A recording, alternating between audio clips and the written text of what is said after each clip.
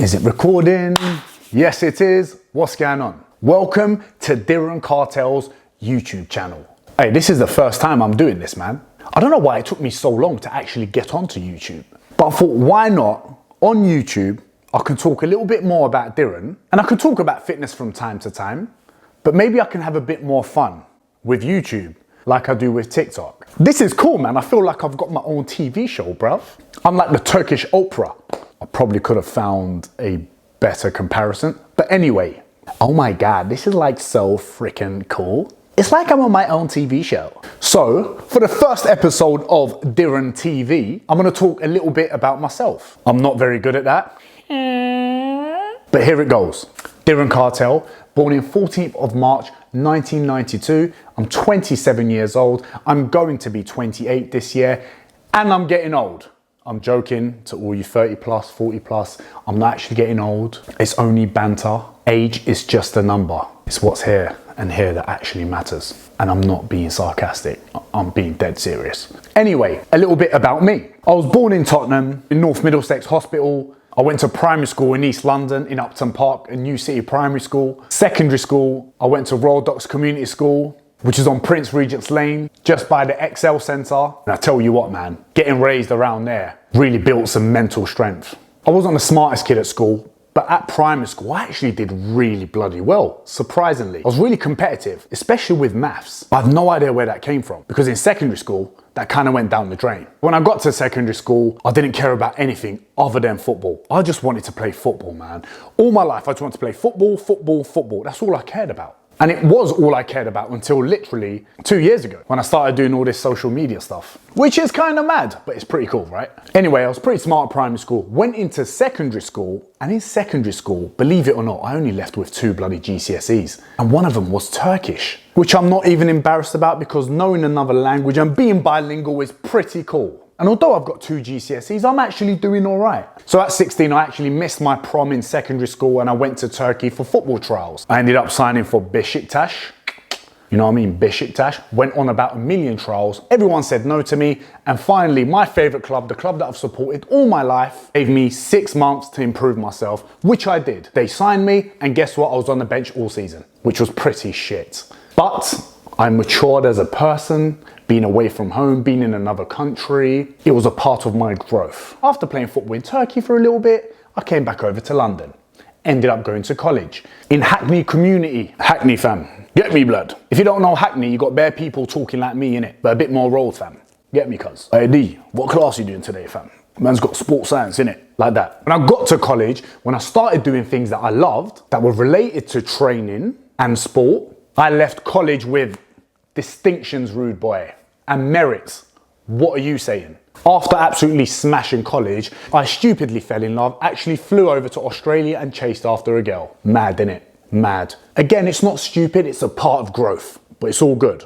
After doing a bit of traveling in Australia, I came back to the UK and started working as a personal trainer. But before I started working as a personal trainer, I actually started working in reception at a gym. So I've kind of been through all stages when it comes to being in the fitness industry. I was a receptionist, I cleaned the bloody gym, I became a floor instructor, and then I ended up being a self-employed personal trainer, which was sick because I was charging whatever I wanted at the age of 20 and I was balling, I was bringing in so much cash, mate. But I ended up spending it all on experiences. Was it worth it? Of course it was. Age of 20, starting into personal training, as well as playing part-time football in non-league here. I didn't realize how much I would love being a personal trainer and actually helping out people. The main reason I got into fitness and studying training and doing it in college and even working in a gym was to actually make myself a better athlete. Did that work? To an extent. I probably could have spent with more time on the football pitch to actually get better at the sport.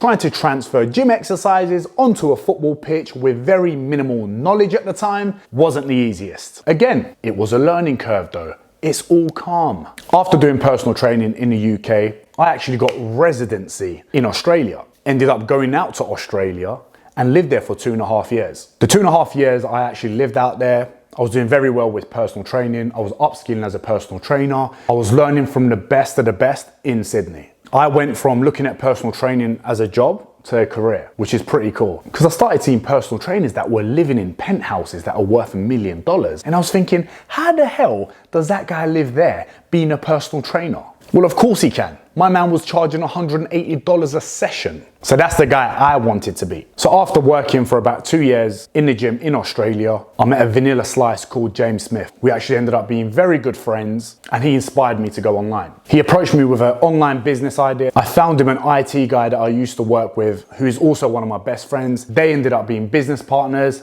I ended up being the third guy involved as a head coach for the JSA, which was wicked. Great way for me to upskill. The first thought of actually being an online PT was actually very weird for me. Because my first thought was, how the hell do you become an online PT, bruv? That's mad. People actually pay you online to PT them online. Anyway, I ended up doing very well with the JSA, with their business, and I decided that I wanted to leave Australia. James Smith at the time was actually going through a breakup, as I was. We decided to take off and go live in Bali. Had the time of my life. Things just took off from there. The crazy thing is, the minute you start doing things for yourself, it's crazy how much happier you become. And the more free you become, the more creative and the more hunger you have. Might sound a bit weird, but it's so true. I feel like so many people in this day and age care too much for other people instead of putting themselves first. When really, if you put yourself first, you're actually gonna make the people around you, your friends, families, whatever relationships that you're in, way more happier. And that is the goddamn God's honest truth. I swear to God, I'm not lying one bit. Since I started doing that, my life actually became so much better and I started enjoying what I do more than ever. After doing about 3 months in Bali, ended up coming back to the UK, quitting JSA because I wanted to go on my own route, which ended up being the best decision I've made because I've always been a self-employed personal trainer, but a transition to get that online was quite difficult. Because for someone like myself, I'm actually dyslexic. I think I'm actually dyslexic because I speak 2 languages, so I find it difficult sometimes to read and write. Some of you guys that are bilingual will understand what I mean. When I read something in English, sometimes my brain is translating it into Turkish, so it's taking longer to go in. It's mad, bruv. Anyway, after going on my own path as an online PT one-to-one, I really started getting creative with marketing and content and having more fun with it. It actually took me a while to get good at writing emails, and I'm still not perfect at it. I'm kind of just kicking with the wind, but it's getting better and better every day. And what's funny is a lot of people in my position may find that as an excuse to quit or just say, nah, I'm not doing this, I'm dyslexic, I can't write emails, I can't do this, I can't do that. I took it on the fucking chin and proved every fucker wrong that I can make money from writing emails. Because what I've realized most, within the 27 years I've been alive, sometimes people around you can be the ones that actually want to bring you down so you don't shoot above them. I hope that makes sense. And sometimes it's the people that we love, which is fucking shit, but it happens, you get me? So this is why it's very important for you guys to surround yourself with people that lift you. Surround yourself with people that challenge you. I'm not just talking about fitness, I'm talking about every aspect in life. Business, fitness, relationships, family, whatever. Surround yourself with successful, and I'm telling you now, you've got no other option but to be successful. And the only reason you'll fail is if you quit and if you be soft. Don't be soft. And when I mean soft, I'm talking about giving up, putting your head down, thinking you're not good enough, and doubting yourself. Doubt is probably one of the worst things you can do. Doubt will kill a man. If you watch any of Denzel Washington's films or listen to any of his quotes, he talks about doubt a lot and how it's a very dangerous thing. So never doubt yourself, always be confident in yourself, surround yourself with people that lift you, and never give up, rude boy. So this is my first YouTube video, hopefully first of many. Let's call it Dhiren TV. You never know, I could have my own show one day.